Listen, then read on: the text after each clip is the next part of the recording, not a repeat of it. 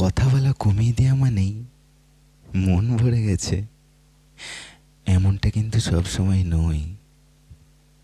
বরং কখনো কখনো মন এতটাই ক্লান্ত হয়ে যায়, মনের কথা প্রকাশের শক্তিটুকু আর অবশিষ্ট থাকে না, বা বোঝানোর ভাষায় কম পড়ে যায়। তখন নীরবতাই হয়ে ওঠে সব থেকে বড় উত্তর। কথা বলা কমিয়ে দেওয়া মানে সবসময় যে রাগ, অভিমান এইসবের কারণে নয়।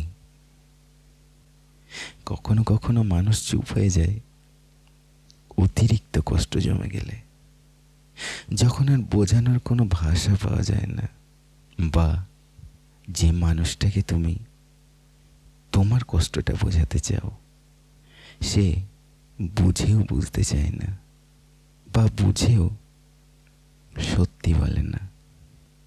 তাই যাকে ভালোবাসো তার সঙ্গে যদি কথা বলা কমে যায়, তাহলে বুঝতে হবে সবসময় যে সেখানে অভিমান আছে তা কিন্তু নয়। কখনো কখনো মানুষ চুপ হয়ে যায় অতল ব্যথা জমে গিয়ে, বা অতিরিক্ত কষ্টে নিজের মনকে নিজে বুঝিয়ে নিয়ে।